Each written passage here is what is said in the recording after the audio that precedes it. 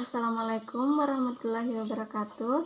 Perkenalkan, nama saya Reski Ramadana, biasa dipanggil Reski, kelas Agribisnis B. Nah, di sini saya akan menjelaskan hasil dari makalah saya yang berjudul Resiko Pasar. Di dalam resiko pasar ada beberapa bagian. Yang pertama itu definisi resiko pasar, kedua bentuk-bentuk resiko pasar, ketiga kategori yang masuk general market risk, keempat hubungan foreign exchange risk dan perbankan, kelima ada faktor-faktor yang mempengaruhi terjadinya gejolak harga di pasar, kemudian yang terakhir ada teknik pengukuran resiko pasar. Yang pertama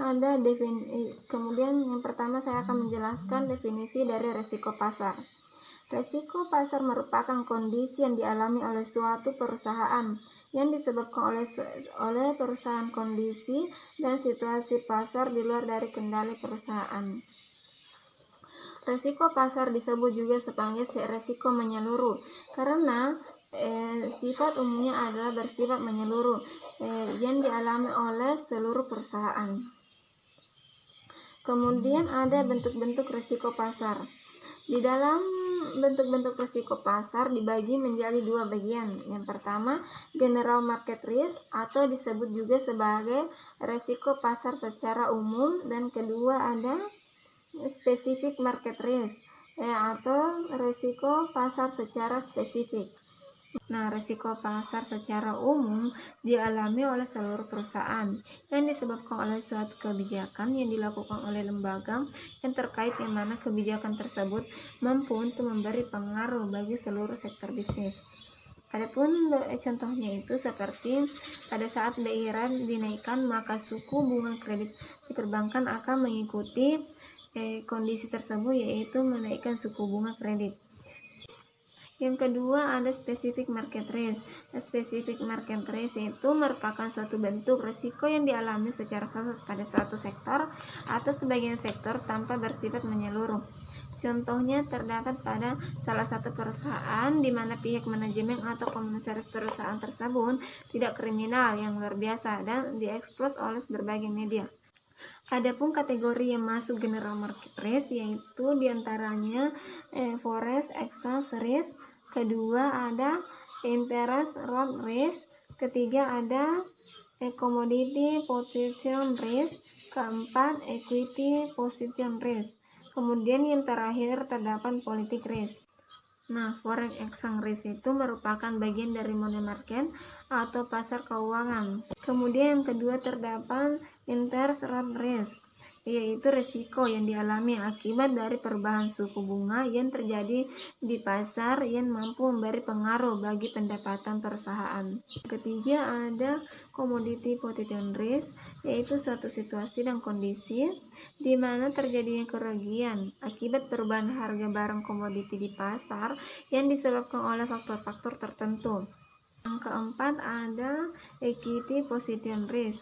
Nah, equity position risk itu merupakan suatu kondisi di mana kekayaan perusahaan mengalami perubahan dari biasanya, sehingga perusahaan tersebut memberi dampak pada keuntungan dan kerugian perusahaan. Kelima ada politik risk. Nah, politik risk ini merupakan sesuatu yang sangat penting terhadap negara. Selanjutnya ada hubungan foreign exchange risk dan perbankan. Nah, perbankan itu merupakan lembaga mediasi yang menghubungkan mereka yang kelebihan dana dan mereka yang kekurangan dana. Nah, penempatan posisi ini menyebabkan banyak pihak yang menjadikan perbankan sebagai bagian yang tidak dapat dipisahkan dalam ruang lingkup kerja maupun aktivitas bisnis mereka. Maksudnya itu secara otomatis perbankan terseret dengan sendirinya untuk masuk ke dalam resiko pasar. Adapun faktor-faktor yang menyebabkan perbankan mengalami foreign exchange risk, yang pertama itu karena masih lemahnya independensi perbankan dalam mengatasi permasalahan foreign exchange risk, baik secara finansial dan non-finansial. Yang kedua masih lemahnya perangkat dan aturan perbankan terutama dalam konsep risk. Dan yang ketiga, masih sering terjadi keputusan pembelian kredit dalam bentuk mata uang asing namun tidak memiliki pasar analisis yang kuat. Kemudian yang keempat, penerimaan deposito dalam mata uang asing ternyata masih memberatkan perbankan. Dan yang terakhir ada perbankan harus menghindari kebijakan dalam bentuk perlakuan khusus kepada debitor tertentu. Selanjutnya, teknik pengukuran risiko pasar. Yang pertama ada penetapan harga berdasarkan biaya atau suatu strategi penetapan harga, di mana harga ditentukan berdasarkan jumlah biaya per satuan produk yang keluar ditambah dengan keuntungan yang diharapkan. Kemudian yang kedua ada penetapan harga berdasarkan harga kompetitor, yaitu penetapan harga dilakukan dengan menggunakan harga kompetitor sebagai referensi, di mana dalam pelaksanaan lebih cocok untuk produk yang standar dengan kondisi pada oligopoli. Ketiga, penetapan harga berdasarkan permintaan. Nah, pada analisa ini komponen diminta untuk memberikan pernyataan di mana komponen merasa harganya murah, terasa mahal, dan terlalu mahal, dan dikaitkan dengan kualitas yang diterima. Oke, itulah tadi pembahasan dari makalah saya yang berjudul Risiko Pasar.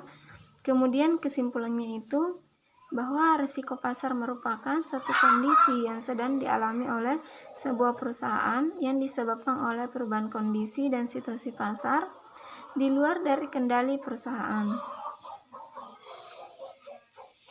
Adapun bentuk-bentuk risiko pasar dibagi menjadi dua. Yang pertama ada general market risk, yaitu risiko pasar secara umum, dan yang kedua specific market risk, yaitu risiko pasar secara spesifik.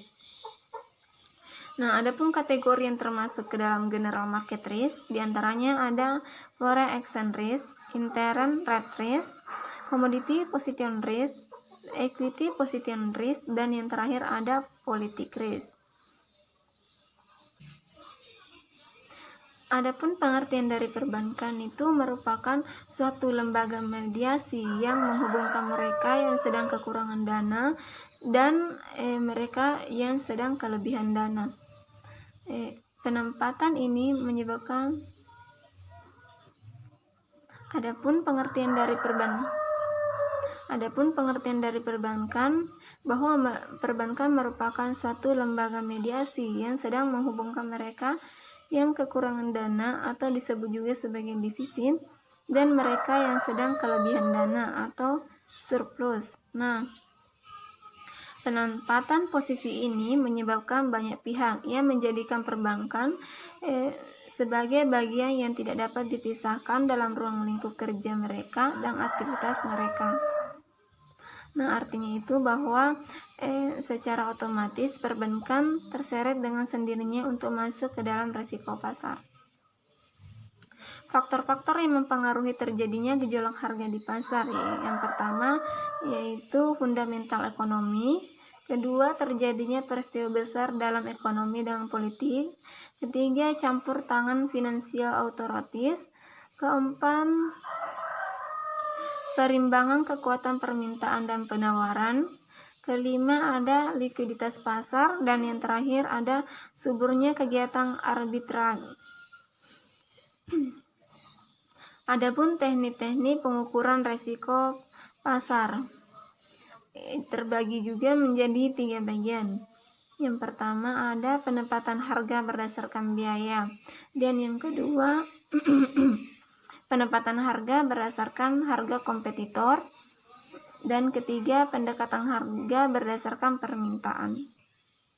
Ya, itulah tadi.